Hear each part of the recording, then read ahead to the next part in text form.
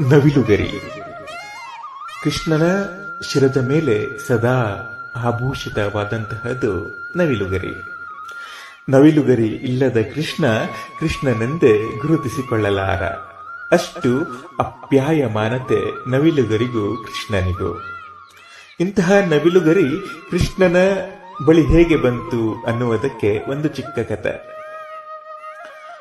ಒಂದು ಬಾರಿ ಶ್ರೀಕೃಷ್ಣ ಗೋವುಗಳನ್ನ ಮೇಯಿಸಿಕೊಂಡು ಕಾಡಿಗೆ ಹೋಗಿರ್ತಾನೆ. ಮಠ ಮಧ್ಯಾಹ್ನದೊತ್ತು ಕೃಷ್ಣನಿಗೆ ಕೊಳಲನ್ನ ನುಡಿಸಬೇಕು ಅಂತ ಅನ್ಸುತ್ತೆ. ಕೂಡ್ಲೆ ಆ ಕೊಳಲನ್ನ ನುಡಿಸ್ಲಿಕ್ಕೆ ಆರಂಭ ಮಾಡ್ತಾನೆ ಕೃಷ್ಣ ಪರಮಾತ್ಮ. ಆ ಕೊಳಲಿನ ನಿನಾದಕ್ಕೆ ಸುತ್ತಮುತ್ತಲಿನ ಪ್ರಕೃತಿಯಲ್ಲಿರುವ ಎಲ್ಲ ಜೀವಿಗಳು ಸ್ಪಂದಿಸ್ಲಿಕ್ಕೆ ಆರಂಭ ಮಾಡ್ತವೆ. ಹಾಗೆ ಅಲ್ಲಿರುವಂತಹ ನವಿಲುಗಳು ಸಹ ಕೃಷ್ಣನ ಕೊಳಲ್ನಾದವನ್ನ ಕೇಳುತ್ತಾ ಮೋಹ ಪರವಶಗೊಂಡು ನೃತ್ಯವನ್ನ ಮಾಡ್ಲಿಕ್ಕೆ ಆರಂಭ ಮಾಡ್ತಾವಂತೆ. ಕೃಷ್ಣನ ಸುತ್ತಲೂ ನವಿಲುಗಳು ಆವರಿಸಿಕೊಂಡು ನೃತ್ಯವನ್ನ ಮಾಡ್ತಾ ಇರೋದನ್ನ ನೋಡಿದಂತಹ ದೇವತೆಗಳು ಪುಷ್ಪವೃಷ್ಟಿ ಸುರಿಸ್ತಾರೆ. ಅಷ್ಟು ಸುಂದರವಾಗಿತ್ತು ಆ ದೃಶ್ಯ. ಕಣ್ತೆಗೆದು ನೋಡಿದ ಕೃಷ್ಣನ ಎದುರಿಗೆ ಸಾವಿರಾರು ನವಿಲುಗಳು ನೃತ್ಯವನ್ನು ಮಾಡ್ತಾ ಇರುತ್ತೆ. ಆ ಕೂಡಲೇ ಕೃಷ್ಣನು ಸಹ ಕೊಳಲನ್ನು ನುಡಿಸ್ತಾ ಅವನು ಸಹ ನೃತ್ಯವನ್ನ ಮಾಡ್ಲಿಕ್ಕೆ ಆರಂಭ ಮಾಡ್ತಾನೆ. ಎಷ್ಟು ಸುಂದರವಾದಂತಹ ದೃಶ್ಯವದು. ಆ ಕೃಷ್ಣ ಹೇಗೆ ಕುಣಿತಾನೋ ಹಾಗೆ ನವಿಲುಗಳು ಸಹ ನೃತ್ಯವನ್ನ ಮಾಡ್ಲಿಕ್ಕೆ ಆರಂಭ ಮಾಡ್ತವೆ. ನಿಜವಾಗಿಯೂ ನವಿಲುಗಳಿಗೆ ನೃತ್ಯವನ್ನ ಕಲಿಸಿಕೊಟ್ಟಿದ್ದು ಕೃಷ್ಣ ಪರಮಾತ್ಮ ಅಂತ.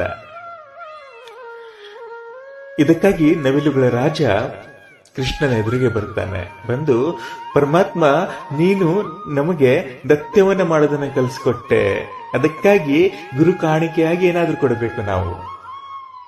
ಅದಕ್ಕೆ ಈ ಸುಂದರವಾದ ನವಿಲುಗರಿಯನ್ನ ನಿನಗೆ ಕೊಡ್ತಾ ಇದ್ದೀನಿ ಅಂತ ಆ ಒಂದು ಸುಂದರವಾದ ನವಿಲುಗರಿಯನ್ನ ಕೃಷ್ಣ ಪರಮಾತ್ಮನ ಕೈಗೆ ನವಿಲುಗರ ರಾಜ ಕೊಡುತ್ತಂತೆ.